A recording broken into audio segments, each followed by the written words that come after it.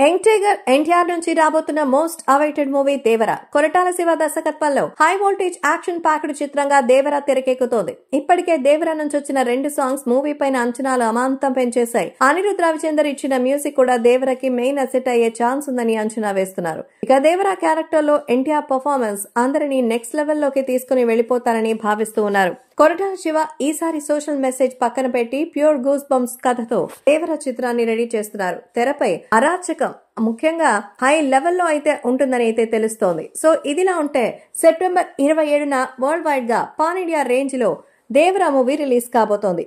September మొదటి వారం నుంచే మూవీ ప్రమోషన్స్ పై పూర్తి స్థాయిలో ఫోకస్ చేసే అవకాశం ఉందట. ఎన్టీఆర్ ఈ సినిమా ప్రమోషన్స్ లో యాక్టివ్ గా పార్టిసిపేట్ చేసి కంటెంట్ ని బలంగా జనాల్లోకి పంపించాలని భావిస్తున్నారు. సైఫ్ అలీ ఖాన్, జాన్వీ కపూర్ దేవర చిత్రంలో నటించిన నేపథ్యంలో బాలీవుడ్ లో వాళ్ల ద్వారా మూవీకి ఎంతో కొంత ప్లస్ అవుతుందని అంచనా వేస్తున్నారు. అలాగే ట్రిపుల్ తో జూనియర్ ఎన్టీఆర్ కి నార్త్ ఇండియాలో మంచి క్రేజ్ వచ్చింది. అందుకే దేవర మూవీతో పాటు నార్త్ లో కూడా భారీ కలెక్షన్స్ ని కొల్లగొట్టడం గ్యారంటీ అని ట్రేడ్ పండితులు అంచనా వేస్తున్నారు. ఇదిలా ఉంటే దేవర మూవీ అరాచకం సెప్టెంబర్ 27న మిడ్ నైట్ షోస్ తోనే థియేటర్స్ లో మొదలవుతుందని సమాచారం. త్వరలో చిత్ర యూనిట్ దీనిపై అధికారికమైన ప్రకటన ఇచ్చే అవకాశం కూడా ఉందట.